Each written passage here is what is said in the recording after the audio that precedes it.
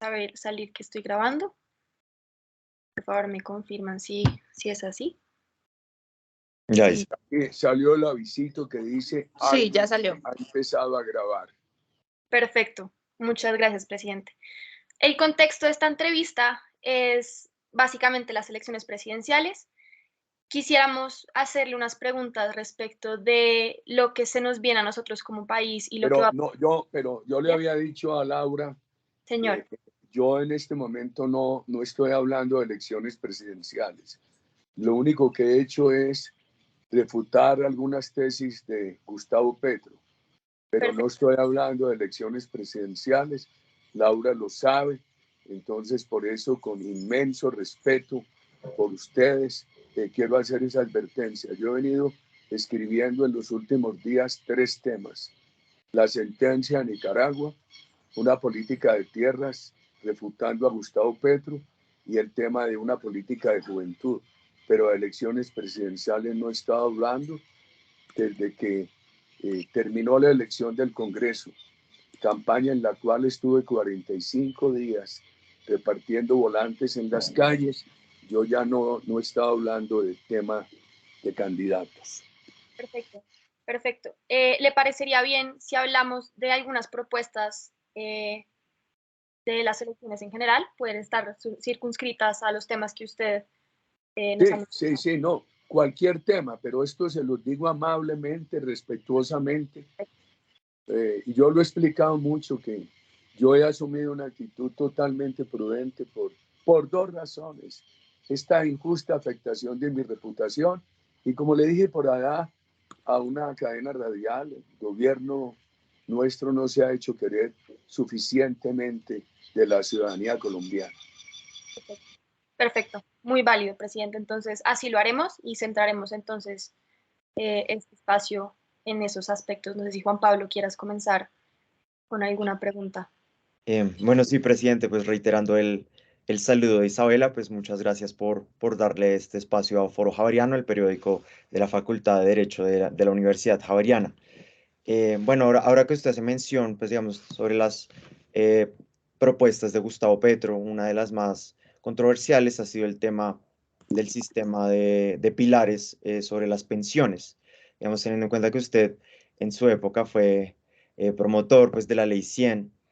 ¿Qué opinión tiene sobre esto y cree que tenemos que llegar a una reforma tan, digamos, tan radical, si se podría decir, al sistema pensional actual?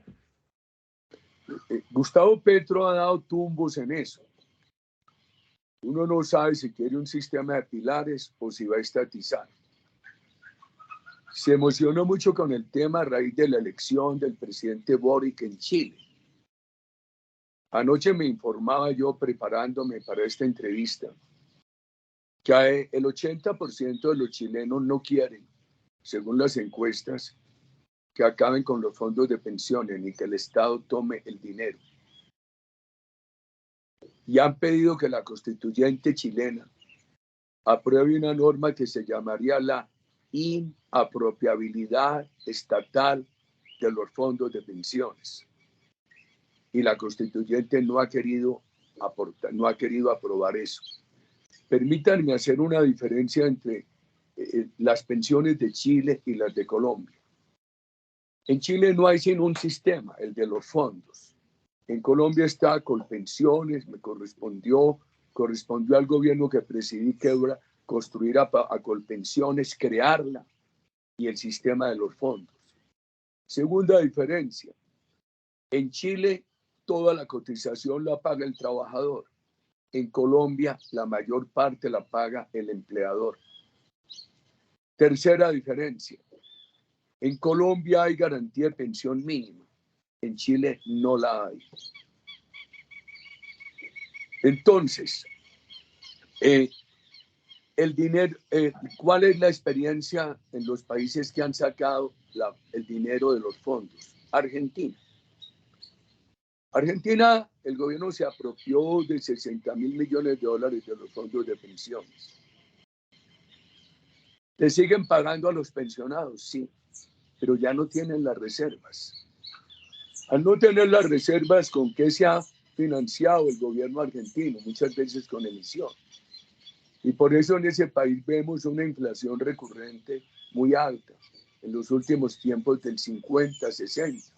O sea que cuando le entregan el cheque al pensionado, ya se ha perdido muy buena parte de esa pensión por la inflación.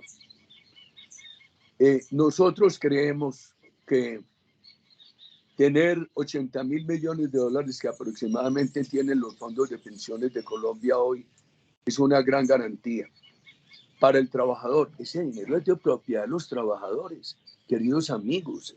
Eso no es de propiedad de los bancos, como ha dicho Gustavo Petro. Además, él ha mentido, porque dijo que los bancos se quedaban con el 30%. Las administradoras de los fondos de pensiones cobran una comisión de más o menos el 1,5%, que es muy razonable y siempre ha tenido una tendencia a bajar. O sea que Gustavo Petro ha mentido de manera notoria, evidente, grave mentira. El otro tema es este. Esos dineros de los trabajadores también le han servido mucho a la macroeconomía colombiana, porque es un factor de reserva, eso está bien invertido, los administradores tienen que garantizar esa inversión, la rentabilidad promedio en todos los años de existencia de los fondos ha sido del 8% real, después de descontar inflación. Entonces, digamos, algunos dicen, bueno, pero es que eso no es tan bueno como Colpensiones. En Colpensiones sigue existiendo un alto subsidio. Puede que para el trabajador de salario mínimo es mejor el fondo, porque con 1.150 semanas se pensiona. En Colpensiones necesita 1.300. Vamos a poner un colombiano de ingreso medio. Yo creo que ahí se puede hacer una reforma, que es aumentar de manera prudente la cotización del empleador al fondo, para que haya más ahorro del trabajador, del empleado medio, y tenga una mejor pensión a futuro. Nosotros no negamos eso. Ahora viene el otro tema, es la cantidad de colombianos sin pensiones. Aquí se crearon dos figuras que nos correspondió a nosotros. La primera figura en la ley 100, que es la figura del apoyo al adulto mayor, y una segunda ley nuestra sobre eso, que dice que no puede haber un pago por debajo de lo que se necesita para que ese adulto no esté en pobreza extrema, que eso no se ha aplicado. Hay que acelerar la aplicación de esa ley y hay que avanzar a una plena cobertura. Y lo otro son los beneficios económicos permanentes, que se creó ya no en la ley 100, sino en otra ley, siendo yo presidente de la República. Pues bien, el trabajador que no alcance a pensionarse, tanto en Colpensiones como en los fondos, puede retirar ese dinero, llevarlo a los BEPS para que le paguen un beneficio permanente. Yo creo que es bueno. O sea que hay unas equivocaciones muy grandes de Gustavo Petro. Colombia tiene un sistema pensional solidario y si se quiere proyectar una mejoría de ingresos para cuando esté pensionado el trabajador de ingresos medios, lo que nosotros hemos pensado que se puede hacer es un prudente aumento de cotización por parte del empleador. Sería la respuesta que yo les daría, muy distinguidos jóvenes javerianos, a ese tema. Perfecto, presidente. Otro tema que a mí me llama personalmente la atención es que Gustavo Petro es muy crítico en cómo se está manejando, por ejemplo, las concesiones del país en temas de infraestructura. Gustavo Petro ha sido muy crítico de los sistemas de concesión y quisiera y ha propuesto y ha hablado de volver al esquema de obra pública para la ejecución de megaproyectos que pues en este momento están en curso o estarán prontamente en licitación pública. ¿Usted qué opina de esa visión o de esa alternativa? ¿Le parece viable? Aquí lo que ha habido es corrupción en algunos casos. Por ejemplo, en ese caso de Odebrecht. Y corrupción que se está quedando impune, porque eso financió la reelección de Santos. y no le ha llegado al más alto nivel como debería llevar. Y lo digo yo que no me he robado un peso. Lo digo yo que me he financiado con recursos transparentes y por eso le doy la cara a los colombianos. Y además no he necesitado grandes cantidades de dinero porque hice mi carrera pública con mucho trabajo. Entonces, como trabajaba toda hora, cuando llegaban las campañas tenía la campaña hecha. Entonces, de resto a mí me parece que las concesiones de Colombia son bien manejadas. Y así como digo que nuestro gobierno no se ha hecho querer suficientemente, también digo que el manejo de las concesiones por parte de la señora ministra de Infraestructura ha sido un manejo extraordinariamente bueno. O sea que yo creo que Gustavo Petro en eso es sumamente injusto. Bueno, presidente Uribe, pasando a otros temas, al hablar del tema fiscal, pues Gustavo Petro ha sido bastante reiterativo al indicar que los ingresos para el Estado deberían, digamos, provenir de los patrimonios más grandes del país. Digamos, ¿cuál es su visión con respecto al tema tributario? Se lo planteo de la forma de que siempre está la discusión de bajarle impuestos a las empresas y tal vez subirle un poco a las personas naturales, ampliando, digamos, la base de contribuyentes. Digamos, ¿cuál considera usted que en este momento es una receta, digamos, adecuada y pertinente para, pues, digamos, cubrir este tema del hueco fiscal, pues teniendo en cuenta los grandes gastos que ha suscitado la pandemia? Primero, yo creo que si logramos sostener la economía como va y no la paramos, por ejemplo, con esas propuestas de impuestos de Petro, vamos a ir teniendo unos ingresos fiscales que nos permiten enfrentar el endeudamiento. Es que mire que recientemente se informó de un superávit de recaudo de 17 billones. Eso es 1.7 del PIB. Eso es bien importante, distinguidos jóvenes javerianos. Y yo diría que a lo que hay hoy, lo que hay que sumarle es una gran política de ahorro en el Estado, que no ha sido suficiente, y la eliminación de una serie de entidades innecesarias. Pero recordemos un poco de historia. Santos recibió una economía muy vigorosa. Así se mantuvo hasta que adoptaron unas reformas que quitaron estímulos tributarios, ampliaron burocracia, aumentaron impuestos y empezó a descender a tal punto que en los últimos 3 años llegó a haber crecimientos económicos en per cápita negativo. Crecía más, era mayor el crecimiento de la población que el crecimiento de la economía. El presidente Duque hizo una reforma tributaria de acuerdo a lo que propusimos hace 4 años, que decía menos impuestos a las empresas, mejores condiciones a los trabajadores. Eso funcionó bien. El año 19 la economía se recuperó. Estuvo muy bien en febrero, a enero, febrero del 20 vino la pandemia, se afectó. Nosotros le dijimos al presidente Duque en agosto del 20, presidente, la tributación estaba aquí en Santos.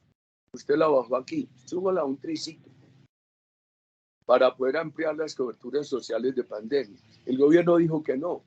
Después vino la propuesta del gobierno que rechazó el país. Nosotros fuimos, le rogamos al gobierno que no la presentara, le rogamos que la retirara. Todo fue tardío y los violentos utilizaron eso como argumento para intentar destruir el país como lo hicieron en aquel momento. Finalmente, lo que se aprobó en agosto del año pasado, tardío, fue bueno. Yo creo que el país no tiene hoy un problema de tributación. Lo que tiene es un problema de que hay que eliminar muchas entidades innecesarias, un problema de ahorro. Veamos el impuesto de patrimonio. A mí me tocó revivirlo como presidente, porque no había dinero con qué pagar los soldados por ahí en 2002, pero entiendo que es antitécnico. Y me parece que una de las cosas buenas del gobierno Duque es que ha quitado el impuesto de patrimonio a las personas naturales y a las personas jurídicas. ¿Para qué lo van a revivir? Después de toda la crítica que hubo a eso. Pero además, veamos el impuesto de renta corporativo, es del 37%. En Chile es del 21. Y lo que está proponiendo el gobierno de Boric en Chile es subirlo al 26. Todavía, a pesar de ese aumento en Chile, eso quedaría 11 puntos por debajo de la tarifa de renta de aquí. Y veamos, y el sector financiero, por ejemplo, tiene una sobretarifa que yo creo que se puede volver permanente. Y veamos otra cosa, aquí hay una tasa de renta marginal que puede subir hasta el 42%. O sea que aquí no hay tributación inequitativa ni tributación benigna. Ahora, hay unos elementos que ayudan a la inversión, que hay que mantenerlos. Lo más grave es introducir estímulos a la inversión, como lo hizo nuestro gobierno, que eso impulsó tanto la inversión y que llegue otro gobierno y los quite, como lo hizo Juan Manuel Santos. Entonces el presidente Duque tiene estos estímulos a la inversión. Quitó el impuesto al patrimonio.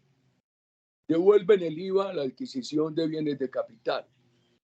Y tiene otro, ¿cuál es ya? No sé si Laura me lo recuerda.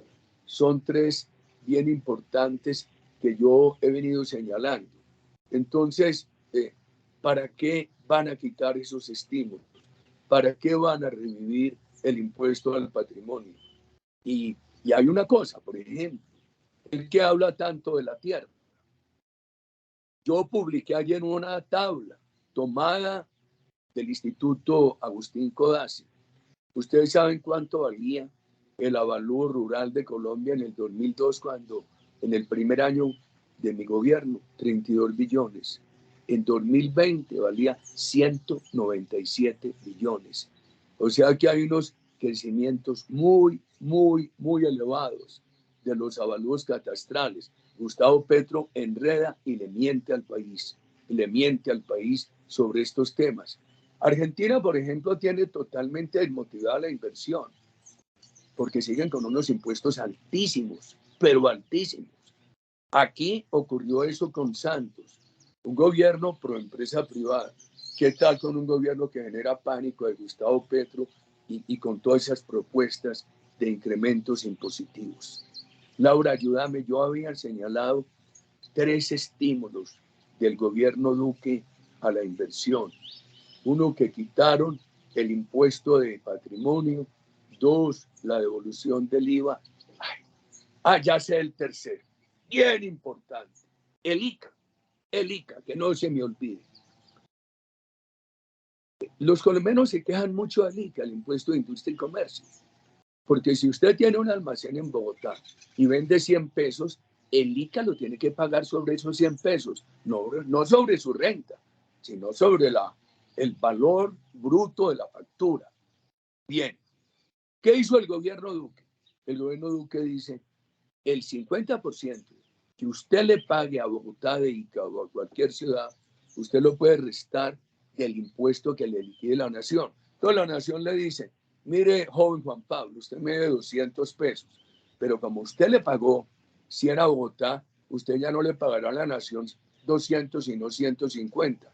Pero además hay otra cosa buena en la tributación colombiana hoy, que es el estímulo a las pequeñas empresas que pagan unas tarifas entre el 2 y el 13% para empresas con una facturación hasta 100.000 unidades de valor tributario. Yo creo que eso vale más o menos hoy 3.800 millones. Yo creo que el menor problema colombiano hoy es la tributación, queridos amigos. Yo no la tocaría. Vea, les voy a decir algo en político, porque yo no estoy hablando de candidatos. Ayer le leí a la doctora Ingrid Betancourt en La República algo muy sensato en esa dirección, de no tocar esa tributación. Vale, presidente, sí, entendido. Otro tema que a nosotros nos llama la atención como jóvenes es que Ecopetrol y lo que será el país en energías renovables ha sido un tema que se ha tocado reiteradamente en los debates, ha sido un tema que ha sido criticado o digamos, ha tenido un enfoque particular en ciertos candidatos. Particularmente la propuesta de Gustavo Petro ha sido fuertemente criticada. ¿Usted qué opina y cuál cree que debería ser el rumbo de Ecopetrol en el siguiente periodo presidencial? Gustavo Petro engaña.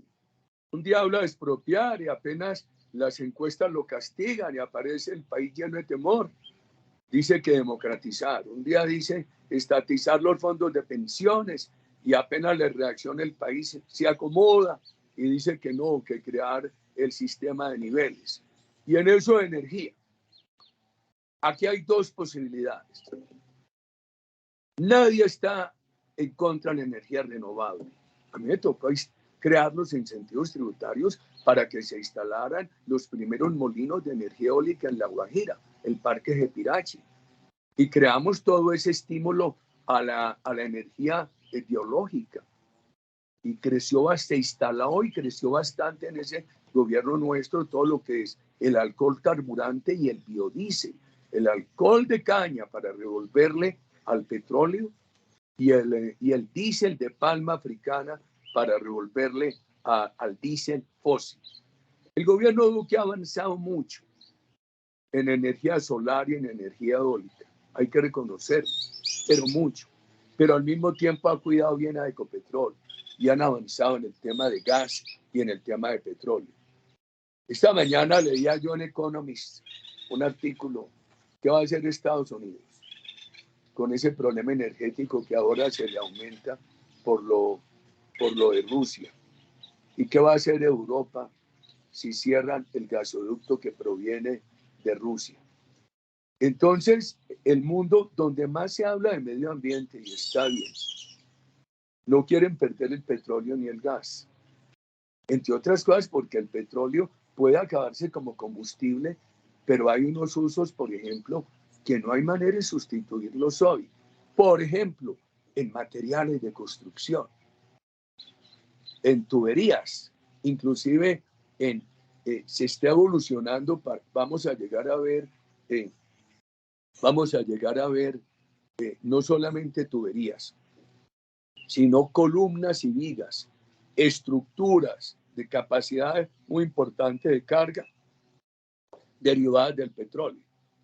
Y Europa, con todo ese ejemplar celo por el medio ambiente, es difícil encontrar un hogar que no tenga gas natural.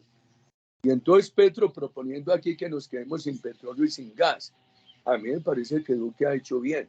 Por un lado, impulsar las renovables y por el otro lado, reactivar lo del gas y del petróleo. ¿Qué tal que nos dijeran, miren, no hay petróleo en Colombia y con tener lo que comprar ahora $104? Y a este país todavía le faltan, Julianita, Laura, investiguenlo. Yo creo que faltan 5 o 6 millones de hogares por conexión a gas natural. ¿Qué tal? ¿Ustedes se imaginan que amanezca un día Bogotá sin gas natural? ¿Ustedes se imaginan? Les aseguro que en todas las casas de ustedes cocinan con gas natural. O sea que me parece muy equivocado lo de Gustavo Petro. El problema es que engaña. Entonces, como habla con esa seriedad, él engaña y se mueve de un lado a otro. A mí me parece muy peligroso. Entonces, hay unos líderes que son impredecibles. Este se mueve tanto en el engaño que uno puede predecir y decir engaña. Vale, presidente, muchas gracias por la respuesta. Otro tema que a mí, particularmente por mi, digamos, campo de interés, me parece pues, bastante pertinente preguntarle, es su opinión con respecto al tema de los criptoactivos, digamos, esta nueva dinámica que se está dando en el mundo del Bitcoin, de esta economía, digamos, descentralizada. ¿Cuál es su opinión? ¿Usted invertiría en Bitcoin? Los hijos míos estudian mucho eso y yo les presento inquietudes. A ver, a un viejo como yo le es muy difícil adaptarse y entender esas monedas. Pero les he dicho, hombre, en la historia, llamémosla monetaria de la humanidad, siempre ha habido unos valores tangibles. En el trueque, si yo te daba una gallina y tú me dabas un pavo, eran valores tangibles. Después, en el patrón oro, lo que circulaba tenía respaldo en el oro. Hoy Digamos que el valor tangible es la responsabilidad de los bancos centrales, que para decir bien, así como puede haber bancos centrales irresponsables porque han perdido la autonomía, como el de Venezuela, aún el de Argentina, en Colombia el Banco Central es muy responsable. Ese es un respaldo muy importante a nuestra moneda. Entonces yo le pregunto a los hijos míos, ¿cuál es el respaldo de las criptomonedas? Yo no he podido entender. Entonces, a mí me da miedo que una plataforma de esas fracase. Ojalá que no, ojalá yo esté equivocado.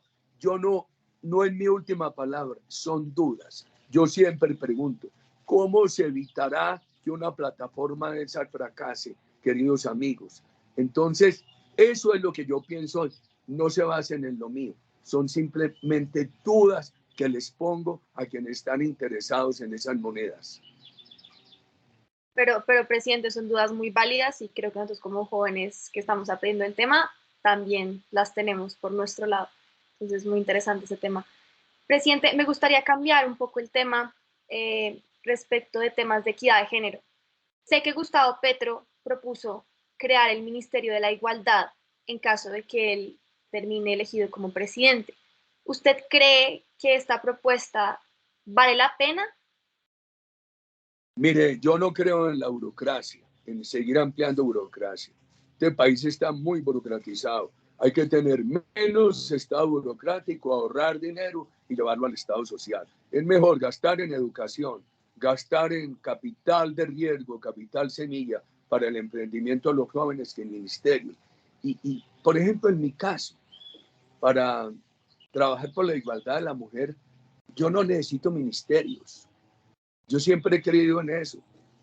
Cuando el gobierno mío arrancó, empezó con una mujer canciller en un momento tan difícil y con otra ministra de Defensa en un momento tan difícil. Ustedes estaban chiquiticos o estaban naciendo en aquel momento. Entonces, la verdad es que en Colombia lo que tenemos que hacer es aumentar la sensibilidad de respeto a la mujer, no crear más burocracia. Ok, presidente. Ahora, a mí sí me preguntan, y que el derecho a participar de la persona homosexual, etcétera, etcétera. Nunca he reparado en eso, ni he preguntado. Contrariamente a lo que tratan de decir muchos del Centro Democrático. Mi gobierno trabajaron muchas personas, yo creo que fue bastante pluralista y siempre hubo mucho respeto. Esos son temas que no pueden afectar los méritos del ser humano. Claro, presidente Uribe.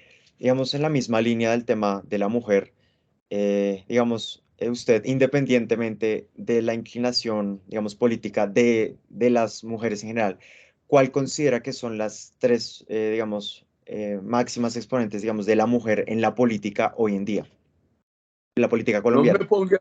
No me ponga a hablar de eso, Juan Pablo. Le pedí que me tenía que restringir porque yo tengo 1000 mujeres, le hablo de 3 y qué hago con las otras 997.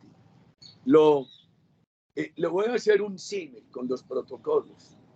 Lo peor de los protocolos no es la mención de aquellos que se leen en la lista, sino la omisión de aquellos que estaban esperando que los incluyeran en la lista. Presidente, me gustaría retomar el tema de educación que lo hemos mencionado muy tangencialmente. Para nosotros como estudiantes de universidad nos llama mucho la atención la forma en la que los candidatos, especialmente Gustavo Petro, ha propuesto, si se quiere, darle un nuevo rumbo al ICETEX. El ICETEX, pues, como usted sabe, ha sido una institución muy criticada, que algunos, por ejemplo, Ingrid Betancourt asegura que ha perdido su rumbo y ha perdido su misión. ¿Usted cuál cree que debería ser la forma en la que se debe manejar el ICETEX de ahora en adelante? No, yo creo que el país tiene que avanzar en gratuidad, como ha avanzado el gobierno Duque para estratos 1, 2 y 3. Y la verdad es, quiero conocer la nueva ley del ICETEX, porque creo que eso se ha suavizado bastante. Yo creo que el ICETEX tiene que ser hoy un factor de complemento. un factor de complemento. Laura, consígueme ahora un resumen de la nueva ley del ICETEX. Hágame el favor. A ver cuáles son los... pero a mí, a lo que me parece importante es la gratuidad. Yo escribí esta semana pasada unos punticos sobre política de juventud. Y, por ejemplo, hoy veo fundamental que en primera infancia empezó el gobierno nuestro con 400.000 niños. Llegó a 1.200.000 en el gobierno Santos. Hoy está cerca de 2 millones, haya plena cobertura. El gobierno nuestro empezó bachillerato doble titulación, pero eso sigue bajo. De los 650.000 bachilleres aproximadamente que gradúa Colombia al año, solamente 170.000 tienen doble titulación. Yo creo que habrá que llegar a todos. He pensado mucho en jóvenes del Pacífico o de otras regiones colombianas. El país tiene que hacer el esfuerzo de buscar conectar las 50.000 escuelas públicas que hay aproximadamente. Creo que el presidente Duque deja conectadas 11.000. Ojalá se pudiera avanzar más rápidamente. Y yo priorizaría por aquellas regiones que tienen una gran urgencia. Por ejemplo, el Pacífico, ¿cómo lo entendería yo? Con conectividad, participación del SENA y de universidades que ayuden, graduar todos esos muchachos de bachilleres y de técnicos y darles una introducción. Nosotros dejamos un proyecto de ley en ese sentido, una introducción a la programación de sistemas, una introducción y unas buenas bases de inglés. Y muchos me han dicho, pero si no tienen dinero para asistir a la educación. Uy, qué pena, un momentico que se me fue la pantalla. Un momento que se me fue la pantalla. ¿Volvió ahí? ¿Volvió? Sí. Entonces, yo creo que el Estado también les debería dar un pago de manutención. Me parece que es bien, bien importante eso.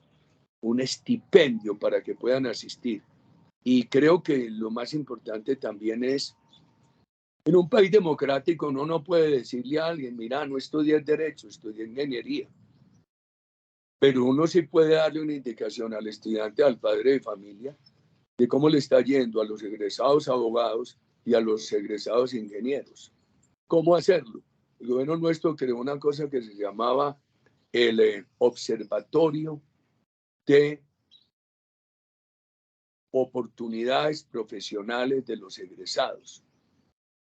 Entonces, en la medida que ese observatorio diga, bueno, de cada 100 ingenieros, tantos que han adquirido buen empleo, tantos han emprendido, de tantos abogados a tantos periodistas, yo creo que esa comparación, las cifras de ese observatorio pueden convertirse en un gran factor que guíe a padres de familia y a estudiantes.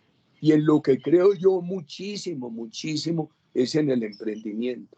La ley de emprendimiento de Colombia es buena, no hay duda, pero hay que ponerle recursos, hay que ponerle 3 cosas: crédito, recursos de capital semilla y garantías de los fondos de garantías del Estado. Si tú, Isabela, tienes un proyecto de emprendimiento y tu Universidad Javeriana dice es factible, me comprometo a supervisarlo.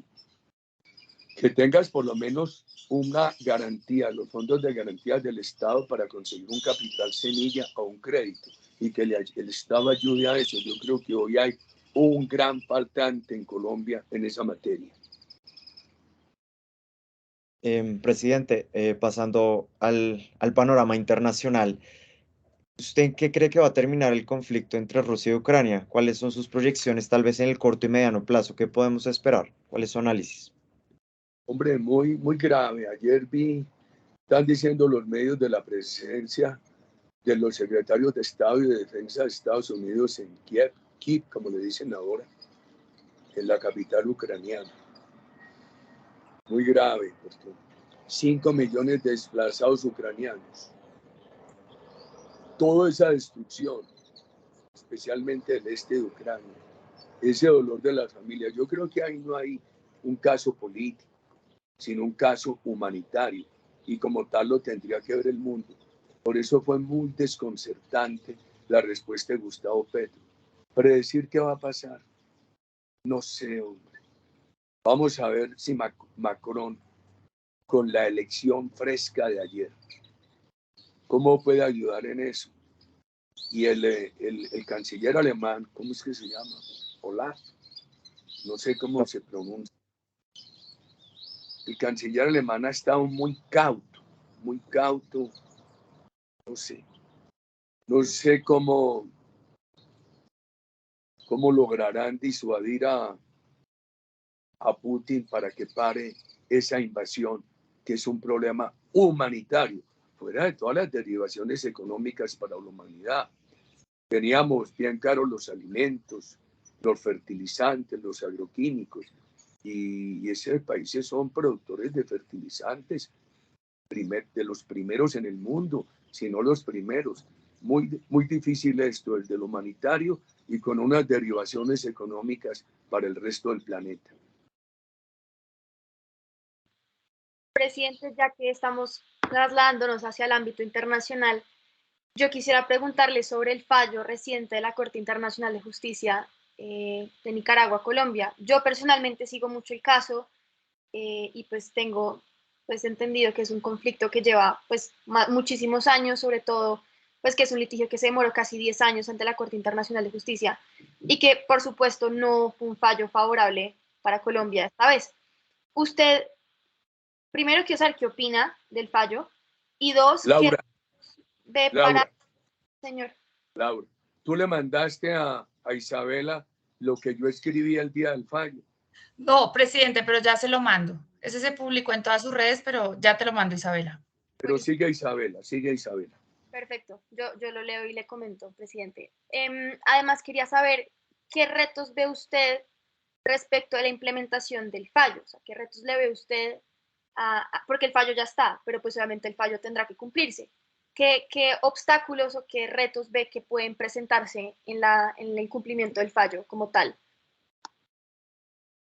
A ver, esta sentencia no es un triunfo, pero tampoco de la gravedad que se esperaba. Por ejemplo, algunos dicen, es un triunfo porque la sentencia no se refirió al incumplimiento de Colombia y Nicaragua demandó a Colombia por incumplimiento de la sentencia de 2012. Recuerden que ese tema corresponde al Consejo de Seguridad de Naciones Unidas. O sea que la Corte no tenía competencia para pronunciarse sobre eso. Dicen, es un triunfo porque respeta la zona contigua. Colombia, por decreto, hizo lo que yo creo que estaba hecho, que es un derecho que se deriva de las normas del mar, que es una zona contigua al mar territorial de 12 millas. Es de 12 millas, Isabela, la zona contigua.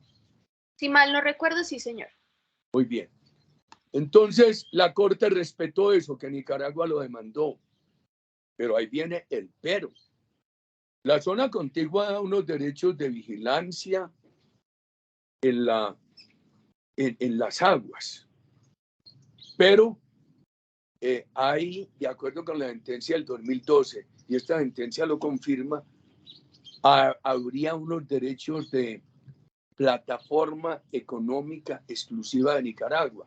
O sea que Colombia vigila la superficie del agua, pero Nicaragua explota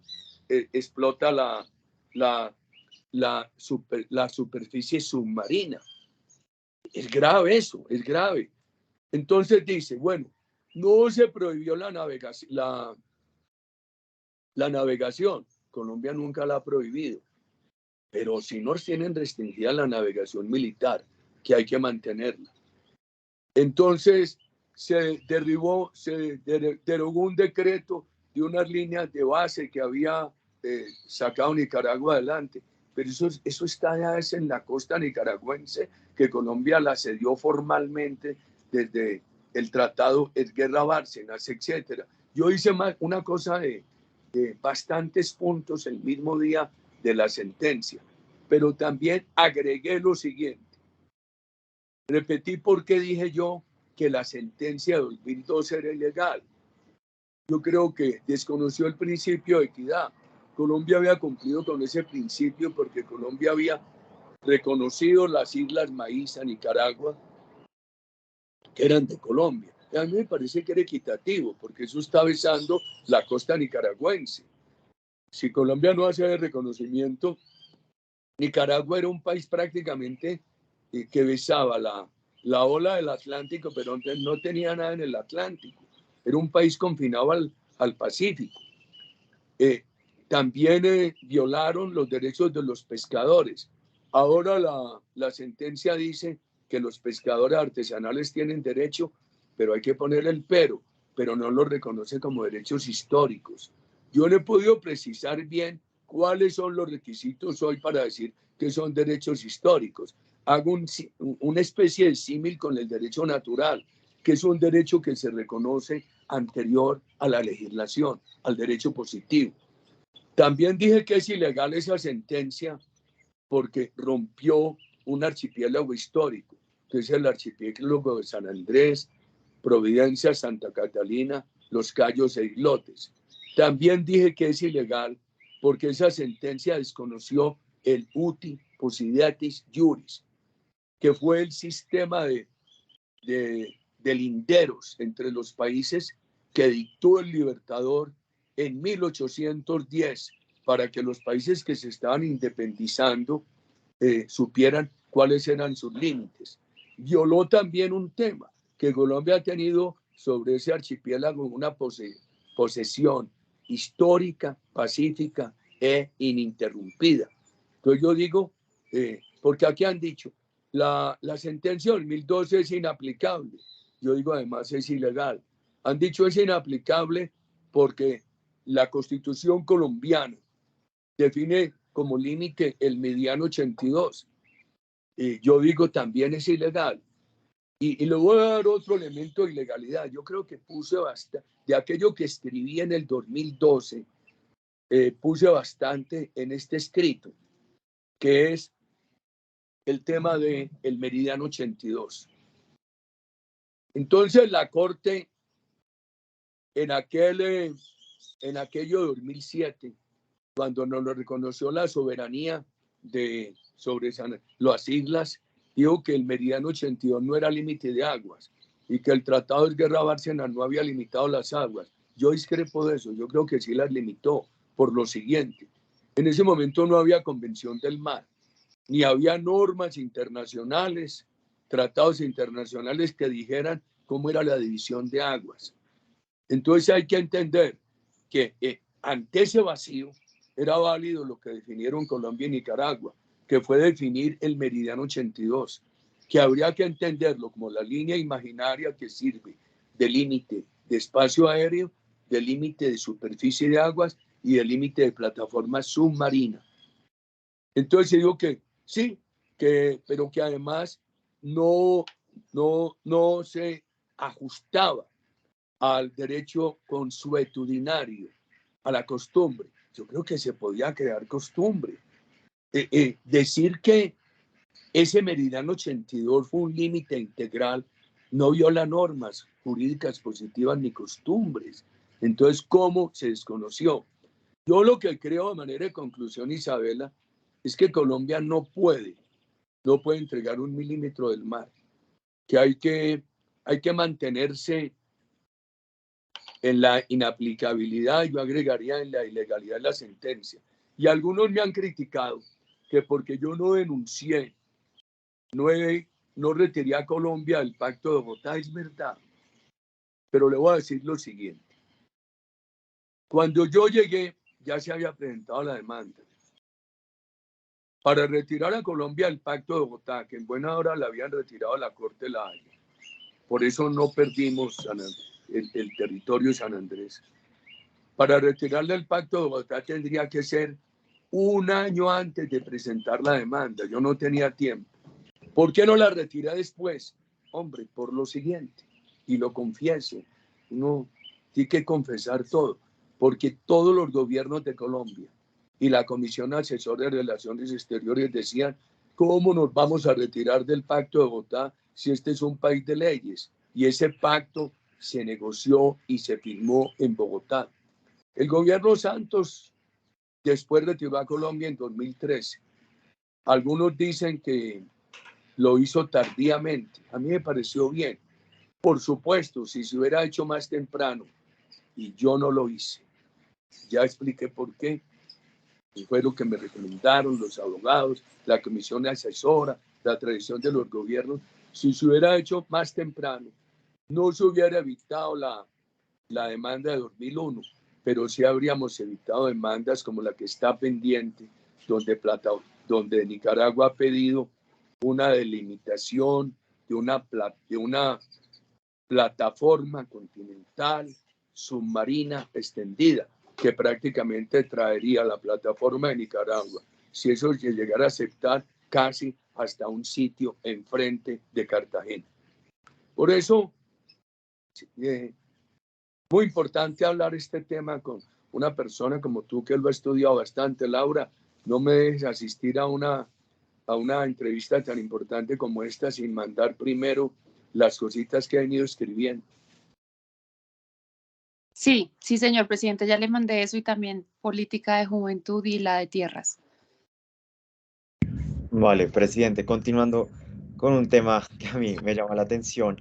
Digamos, ¿usted qué valoración hace sobre el servicio militar, o más bien sobre la obligatoriedad del servicio militar, y si considera que es inconstitucional que sea exclusivo de varones? Pues hombre, la verdad es esto. Yo creo que el servicio militar y el servicio social hay que prestar. Por ejemplo, en las facultades de Derecho, los seminarios de práctica nos exigían prestar un servicio social en las cárceles. Yo lo hice, bien importante. En el gobierno mucho se pensó, mucho por razones de reclamo de los ciudadanos, en eliminar el servicio militar obligatorio. Se dijo, bueno, pero cuando tengamos tantos soldados profesionales, yo no sé, yo creo que por lo menos tiene que haber un servicio social integral que pueda ser militar o en otra área. Y no sé por qué hacer discriminación en eso. No veo razones.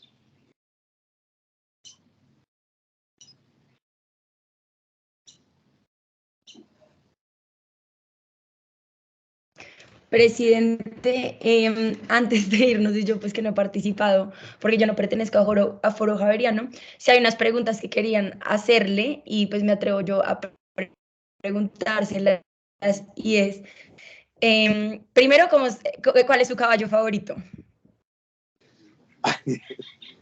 Quiero mucho los caballitos y el nieto mío mayor es muy inteligente, pero muy difícil de concentrar y muy desobediente. Aquí en la casa se monta en una moto y corre y me hace preocupar y no obedece. Entonces les he dicho mucho, el caballo obliga a concentrarse, porque el caballo exige mucha concentración, mucha atención, y no permite el caballo que uno lo mime como al perrito, tampoco que le pegue, que lo maltrate. El caballo exige mucho equilibrio. Yo los quiero mucho. Ahora estoy feliz enseñándole a trotar y a galopar bien a un caballo que se llama ¿Qué me falta? ¿Sabe dónde saqué el nombre? Un día estaba viendo ese potro, era tan bonito. Me preguntó un muchacho que me ayuda, ¿cómo lo vamos a poner? Me puse a pensar y, ¿usted cómo lo ve? Mi hermoso, lo más lindo que hemos tenido. Se accidentó y tiene un problemita y no va a poder concursar. Y pues si es así de bonito, pongamos lo que me falta. ¿De dónde saqué el nombre? Cuenta la historia. En alguna ocasión estaba el general Córdoba mirándose al espejo y que dijo, ¿qué me falta, José María? Y que un asesor que estaba ahí, un ayudante, le dijo, juicio, mi general, juicio. Entonces este caballo espero que sea muy juicioso, pero se llama ¿Qué me falta? Chachos, muchas gracias, javerianos. Julianita tiene una pregunta. Presidente, así corticas, rápido, ¿qué prefieren, los Crocs con o sin medias? en tierra fría con medias, en tierra caliente sin medias. Pero estoy buscando ahora unos de lona que se me rompieron porque son muy frescos. El de es muy caliente el que es de unos plásticos. Lo necesita uno de lona o de cuero. El de esos plásticos en tierra fría es muy agradable. ¿Y qué prefiere, el sancocho o la bandeja paisa? En Jumbo o en Palmira o en Buga, el sancocho. En Titiribí, Antioquia, la bandeja paisa. Bueno, Presidente, muchas gracias por su tiempo. Qué pena que nos extendimos un poco. Mira, hay que hacer un ejercicio. Colombia tiene una gastronomía excelente. Falta promoverla aún entre los colombianos. De acuerdo. Por ejemplo, un ajiaco en Bogotá, o cerca en la sabana, el mejor del mundo. Unos frijoles con carne molida en Medellín o en los pueblos de Antioquia, lo mejor del mundo. Las empanadas pipián en Popayán no tienen comparación. Gracias, jóvenes javerianos. chao, presidente. Gracias, Isabela, Julianita, Juan Pablo. Gracias, Muchísimas Laura. Buen día a Gracias. todos. Feliz Hasta día. luego. Muchas gracias. Gracias, jóvenes.